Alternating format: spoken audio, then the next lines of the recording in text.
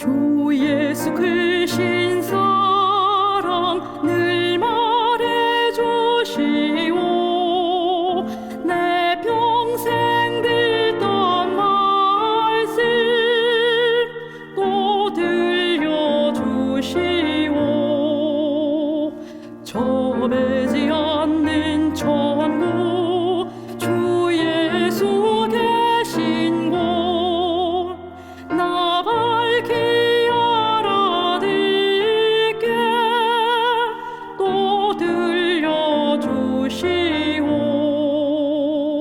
내 평생 듣던 말씀 내 평생 듣던 말씀 주 예수 크신 사랑 또 들려주시오. 주 예수 나를 위해 이 세상 오셔서 나 같은 죄인 위해 피 흘려 주셨네. 날 구속하신 은혜 늘 잊기 쉬우니 이 복스러운 말씀 또 들려주시오. 내 평생 듣던 말씀 내 평생 듣던 말씀 주 예수 크신 사랑 또 들려주시오. 이 세상 헛된 영광 날 미워갈 때에 주 예수 크신 사랑 늘 들려주시오. 저 하늘 빛난 영광 내 눈에 비칠 때 주 예수 크신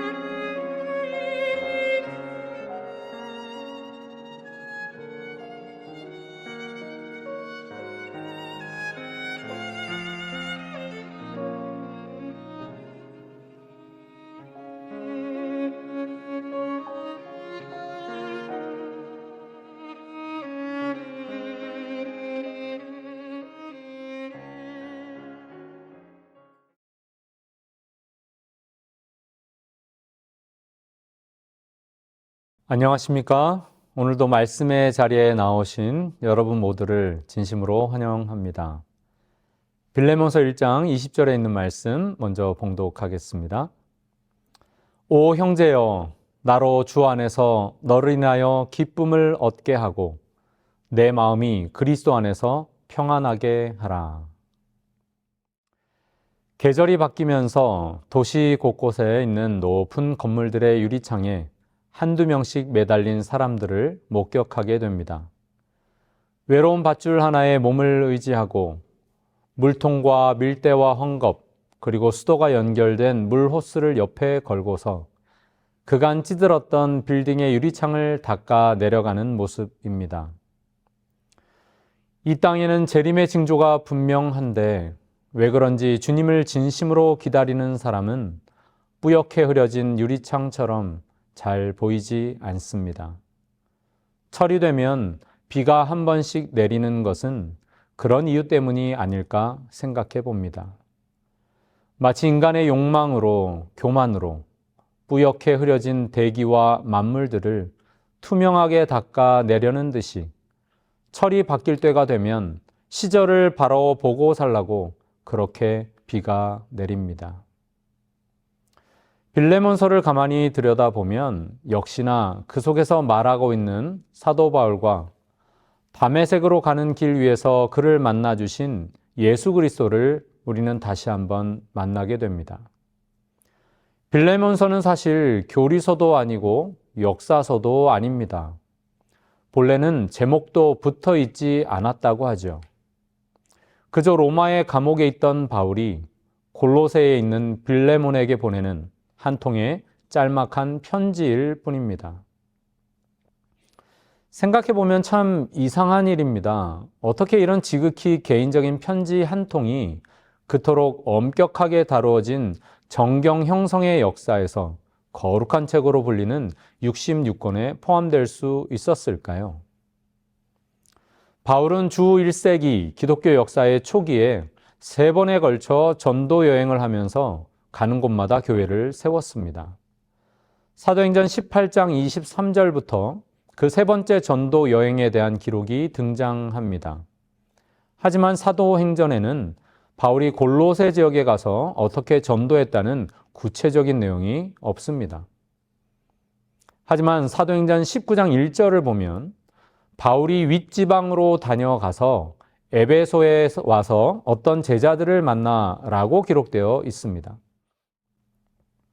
지리적으로 볼 때 여기 윗지방은 골로새 지역을 포함한 기타 지역으로 볼 수 있습니다. 혹은 바울이 에베소에 있는 두란노 서원에서 가르칠 때 사업차 그곳을 방문했던 빌레몬이 복음을 듣고 받아들였을 수도 있겠죠. 사도 바울은 전도 여행 중에 이곳 골로새 지역의 충성스러운 일꾼 2사람을 만납니다. 한 사람은 가르치는 은사가 탁월했던 에바브라였고 또 한 사람이 바로 빌레몬이었습니다. 빌레몬은 비교적 부유했던 것으로 보입니다. 특히 빌레몬은 그의 가족들과 함께 바울이 전해준 예수 그리스도의 복음의 은혜를 받고 자신의 집을 골로새 지역의 초대 개척교회 장소로 내놓았습니다. 빌레몬서 1장 4절부터 7절을 보면 빌레몬이 교우들을 얼마나 사랑했는지 잘 알 수 있습니다. 그는 골로새 교회의 훌륭한 지도자였습니다. 그런 빌레몬에게 바울이 개인적인 편지를 쓴 것이 빌레몬서입니다. 빌레몬은 편지를 받아들고는 감격할 수밖에 없었습니다. 바울은 누구나 인정하는 위대한 사도였고 그런 대사도에게서 친서를 받는다는 것은 굉장한 일이었겠죠. 더구나 빌레몬이 누구 때문에 예수님을 믿게 되었습니까? 네, 바울 때문이었습니다.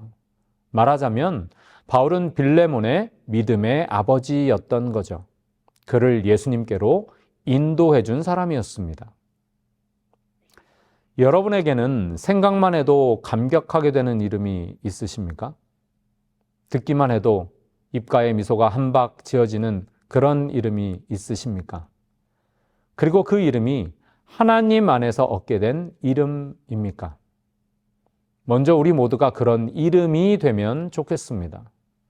다른 사람이 나를 생각할 때 하나님 안에서 기쁨이 넘치게 되는 그런 사람 말입니다. 그런 사람은 잘 닦여진 창문 같은 사람입니다. 그리스도인인 우리에게는 그런 이름이 있죠. 그 이름은 바로 예수입니다. 지금까지는 너희가 내 이름으로 아무것도 구하지 아니하였으나 구하라 그리하면 받으리니 너희 기쁨이 충만하리라. 예수님의 이름을 생각하면 기쁨이 충만하게 됩니다. 예수님의 이름으로 하나님께 간구하면 우리에게 기쁨이 충만하게 됩니다. 예수, 그분의 이름은 우리의 기쁨의 근원입니다. 그분의 이름으로 기도하며 나를 위해 행하신 구속의 사랑에 감사하고 함께 찬양합시다. 세상이 줄 수 없는 기쁨이 넘치게 될 것입니다. 바울은 이 편지를 시작하면서 다른 편지에서처럼 자신이 사도임을 강조하지 않습니다. 그저 그리스도 예수를 위하여 갇힌 자라고만 소개합니다. 또한 자신의 아들뻘 되는 제자 디모데와 함께 안부를 전하면서 디모데를 형제라고 부릅니다. 그리고 믿음의 아들 된 빌레몬을 자신의 동력자라고 부르죠. 사실 바울은 무엇인가 하고 싶은 말이 있는 것처럼 편지를 시작하고 있습니다. 이 대사도가 빌레몬에게 그렇게 인사하는 이유는 개인 서신이기 때문이기도 했지만 분명 다른 뭔가가 있었기 때문입니다. 빌레몬에게는 오네시모라는 종이 있었습니다. 오네시모는 빌레몬을 주인으로 섬기다가 로마로 도망을 쳤습니다. 그리고는 결국 찾아간 곳이 당시 감옥에 있던 사도 바울이었던 거죠. 그래서 바울은 헌신적인 일꾼이었던 빌레몬에게 편지하기를 이 오네시모가 비록 도망쳐서 여기까지 왔지만 그가 회개하고 이제는 변화된 그리스도의 일꾼이 되었으니 그를 받아주고 너그러이 용서해달라는 부탁을 하게 되었던 것입니다. 당시 사회에서 노예나 종들은 사람이라기보다 물건 취급을 받았습니다. 노예가 되는 경우는 여러 가지였는데 전쟁에 져서 포로가 되거나 빚을 갚지 못해서 몸으로 대신 팔려오는 경우가 있었고 아버지가 노예여서 태어나면서부터 노예로 살게 되는 경우도 있었습니다. 어떤 경우든지 종들은 주인의 재산 일부로 취급되었고 인격적인 대우는 받지 못했습니다.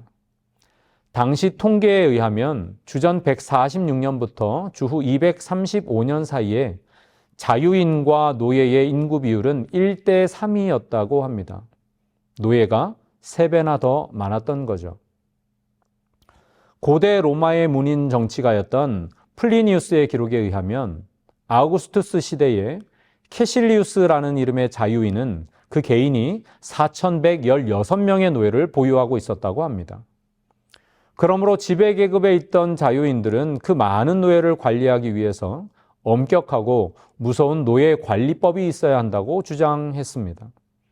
결국 엄한 법을 만들기에 이르렀는데 그 내용을 보면 주인이 재판관에게 가지 않고서도 종을 사형까지 시킬 수 있었습니다. 결혼도 주인의 허락 하에서만 가능했으며 자식을 낳아도 주인의 소유였습니다. 오네시모는 그런 시대에 살았던 노예였습니다. 아무런 희망도 꿈도 가질 수 없었겠죠. 그런 신분의 한 노예가 주인으로부터 도망하여 로마로 피했다가 사도 바울을 통해 예수 그리스도를 만나 회심하게 되었습니다. 사실 그는 주인으로부터 도망칠 때 그냥 나오지 않고 주인의 돈과 물건들을 훔쳐서 달아났습니다. 그냥 도망쳐도 로마의 노예법에 의해서 잡히기만 하면 사형에 처해질 운명이었습니다. 그런데 도둑질까지 하다니요. 법으로 말하면 불법을 행한 자였고 관계로 말하면 주인의 신의를 저버린 자였습니다. 그러나 사도 바울은 이제는 회심한 오네시모를 위하여 자신이 그 모든 빚을 다 갚겠노라고 친필로 보증 약속까지 하면서 주인인 빌레몬에게 그를 용서해 줄 것을 부탁하고 있습니다. 어둠 속에서 죄 중에서 방황하다가 감옥에 있는 바울을 찾아온 이 죄인을 위해 사도 바울은 간청하고 있었습니다. 우리는 바울이라는 창문을 통해 예수 그리스도를 만나게 됩니다. 사도행적 457쪽 말씀입니다. 이것은 회개한 죄인에 대한 그리스도의 사랑을 나타내는 얼마나 적절한 예증인가. 그의 주인의 소유를 횡령한 종은 손해를 배상할 것이 아무것도 없었다. 하나님에게서 여러 해 동안의 봉사를 도둑질한 죄인은 그 빚을 청산할 방법이 없다. 예수께서 죄인과 하나님 사이에 중재하셔서 내가 그 빚을 갚으리라고 말씀하신다. 죄인을 살려주소서, 제가 그를 대신하여 고통을 당하리다라고 말씀하신다. 나의 오네시모는 누구입니까? 한번 깊이 생각해 보시기 바랍니다. 과연 나의 오네시모는 누구입니까? 예수님의 사랑이 그 창문 같은 사람 바울을 통하여 보였을 때 빌레몬의 반응은 어떠했을까요? 성경은 그가 어떻게 반응했다는 아무런 정보도 제공하지 않습니다. 그러나 전해지는 역사 기록에 따르면 초기 교회 지도자 명단 속에서 오네시모의 이름이 들어있음을 우리는 발견하게 됩니다. 이것은 그가 자유인이 되었다는 하나의 증거이지요.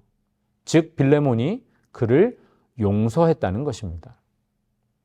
사도 바울은 예수 그리스도를 소개함으로 오네시모가 구원을 얻을 수 있게 했고, 빌레몬은 그리스도의 사랑으로 그를 용서함으로 오네시모에게 법적인 구원과 자유를 제공했습니다. 그리고 오네시모는 초기 교회의 지도자가 되어 그가 순교하기까지 예수 그리스도로 말미암은 구원의 길을 전하는 진실한 전도자의 삶을 살았습니다. 빌레몬이란 이름은 사랑을 간직한 자라는 뜻입니다. 그러나 바울을 통하여 복음을 듣기 전까지 그는 그저 세상을 사랑했던 사람이었습니다. 다른 자유인들처럼 재산을 늘리고 노예를 많이 소유하려 했던 자였습니다. 그랬던 그가 바울을 통하여 예수 그리스도를 만남으로 진짜 사랑을 만나 간직한 자가 됩니다. 가족과 함께 자기 집을 교회로 사용하도록 개방하고 자신이 받은 사랑을 나누는 일에 열심을 내었습니다. 결국 불법을 행하고 신이 맞아 져버렸던 오네시모도 예수 그리스도로 말미암아 그 사랑으로 용서하고 자유하게 해 주었습니다. 오네시모는 유익한 자라는 뜻입니다. 그러나 바울을 만나기 전까지 그는 무익한 자였습니다. 그는 불만이 가득한 자였고 소망이 없는 자였습니다. 그랬던 그가 바울을 통하여 예수 그리스도를 만났을 때 그는 진심으로 회개하였습니다. 그리고 복음을 위하여 열심 믿는 자가 되어서 사도 바울로부터 그는 내게 유익한 자, 나의 신복이라는 영광스러운 칭호를 가지게 되었습니다. 또한 잡히면 죽을 수 있는 위험을 무릅쓰고 자기 주인인 빌레몬을 찾아갔을 때 법적인 구원을 얻고 자유하게 되었습니다. 그리고는 죽기까지 예수 그리스도의 복음을 위하여 헌신하는 사람이 되었습니다. 그러고 보면 바울, 빌레몬, 오네시모는 다 같이 복음의 능력을 체험한 사람들입니다. 전에는 그렇게 살지 못했다가 예수 그리스도를 만남으로 인해 이름값을 제대로 하게 된 사람들입니다.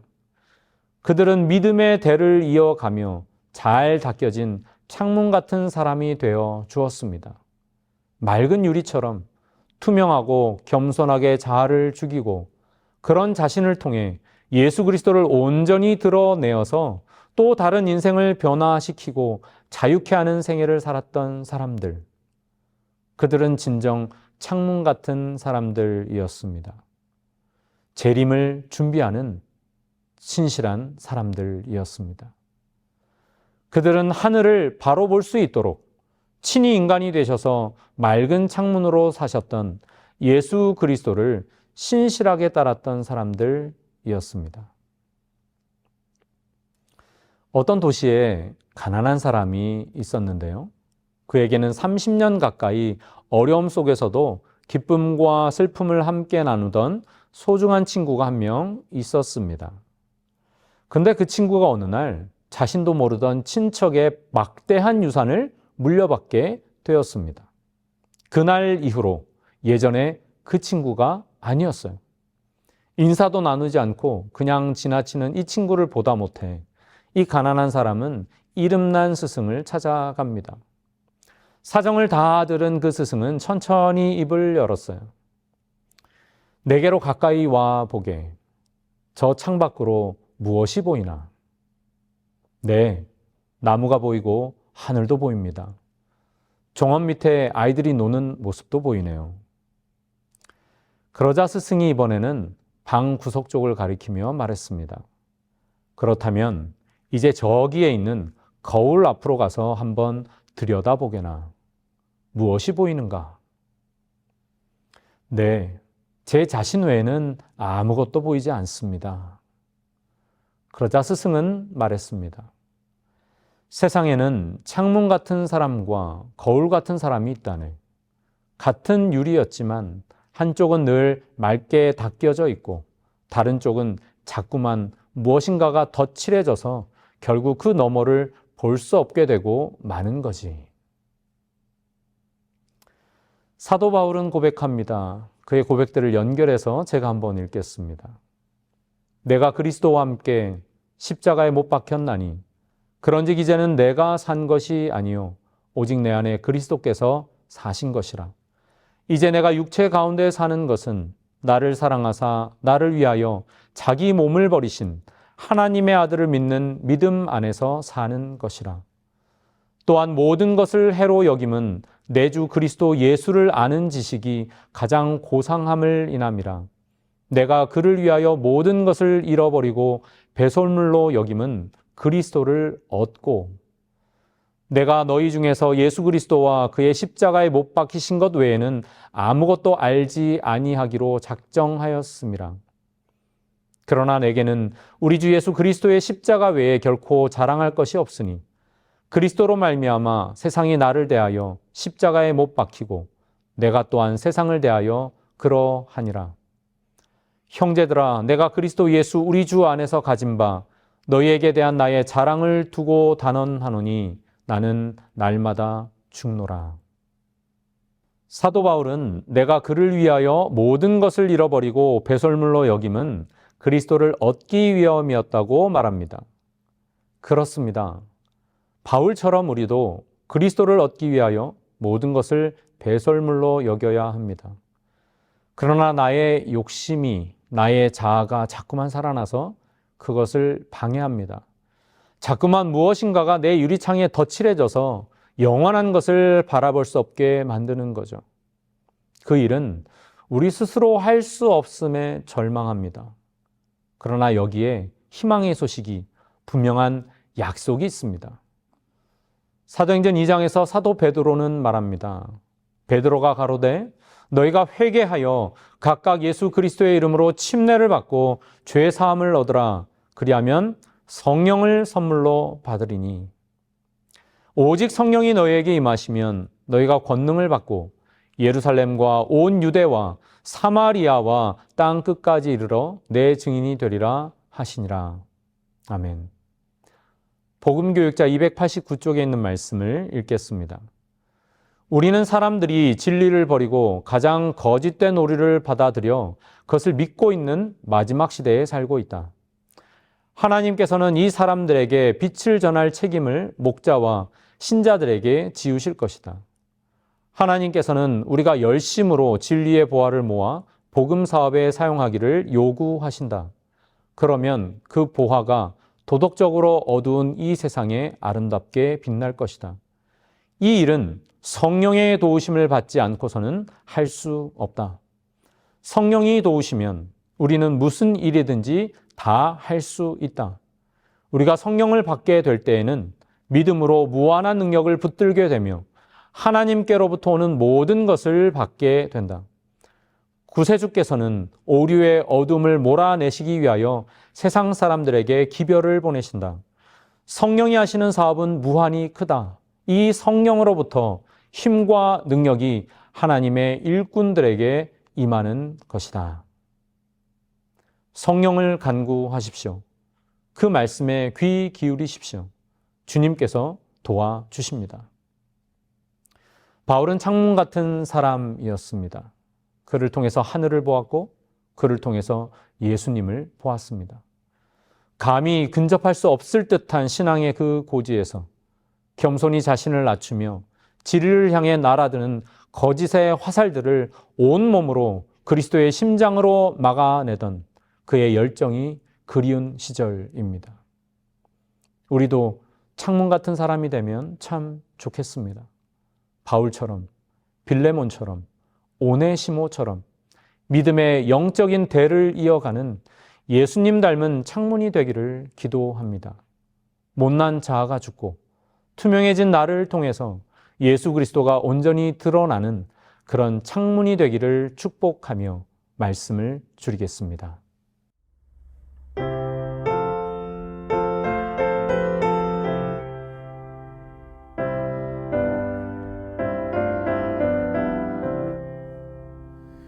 이 생의 험한 길 갈 때 날 위해 기도해 주어.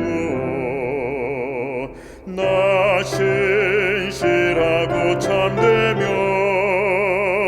네 예수 위에 살도록 날 위해 기도해 주어. 근 시험 당했을 때 친구여 나를 위하여 주님께 기도해 주어. 날마다 승리하도록 날 위해 기도해 주어. 내 영혼 주께 맡기니 그 보호받게 해주어. 날 위해 기도해 주어. 근 시험 당했을 때 친구여 나를 위하여 주님께 기도해 주어. 내 믿음 굳게 잡도록 친구여 기도해 주어. 주님의 은혜 힘입어 저 좁은 길을 가도록 날 위해 기도해 주어. 근 시험 당했을 때 친구여 나를 위하여 주님께 기도해 주어.